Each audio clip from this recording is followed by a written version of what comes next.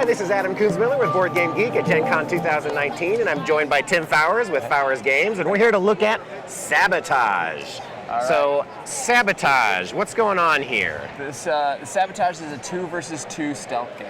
But okay.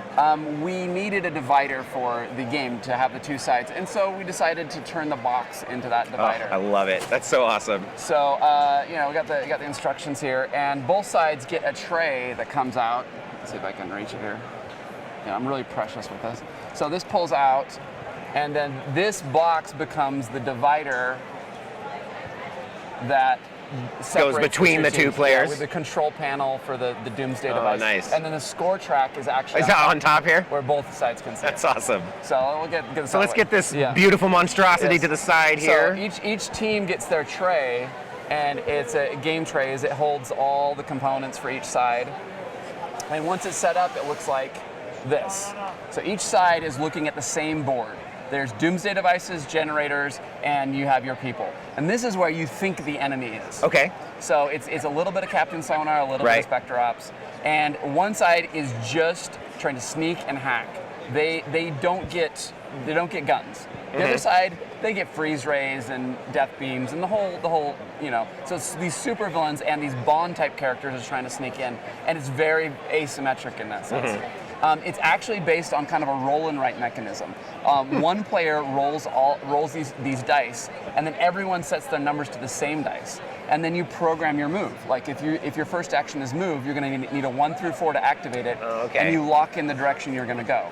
If you're by where you put the die. Yeah, and this is the sequence you're going to do your moves in. So this is the basic kit. It's just like a stun gun, turning on the generator. So we recommend people do the basic kit because what's interesting is this is what the villains do. Whenever a spy moves into a new room, he has to reveal the row, the column, or the quadrant he moved into. Kind of very Captain Sonar-esque in that way. Yes. So they're constantly leaking information. And so that's giving it, so if you do that wrong, they'll know exactly where you are. Yep. So you have to constantly be aware of that. And then they're going to come and they're going to try to tase you. So it's if you can hack a certain number of times before you get tased too many times, you win. Nice.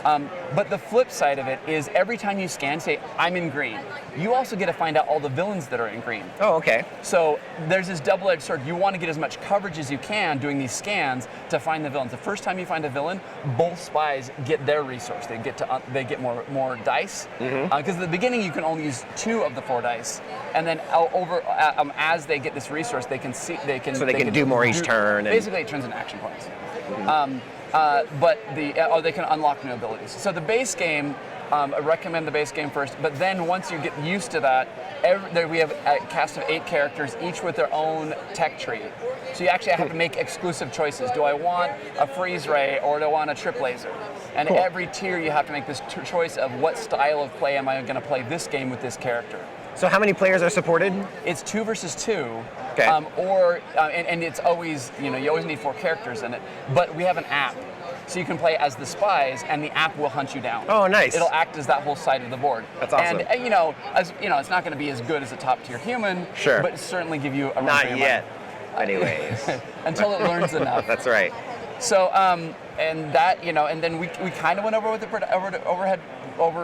with the production, but we're really excited. It's got some new mechanics, but the whole scanning mechanism is what it's built around, and it creates just this very rich cat game. and mouse, Yes, Nice. and if you don't end the game, like if you don't hack enough, eventually the villains get weapons that will just take out a whole chunk of the map. Right. And they'll take the walls out. Like they're clearing out their own base. Sure. Because they're like, I'm not going to play deduction anymore. Right. So that's kind of the ticking time. I'm going scorched earth. Yes, I'll find you. Right. So Sabotage. Yeah, how long does a typical game last? 45 minutes.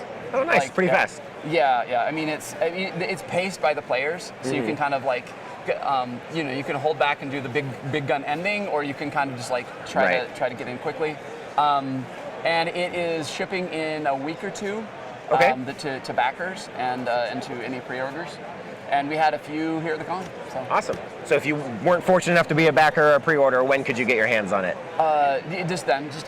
I'll order from my site. Couple weeks. Fowers.games. And then I'm in limited retailers, but I'm mostly, you come to my site. Sure. That's how it is. All right. Well, great, Tim. Thank you for talking to us about Sabotage. All right, thanks.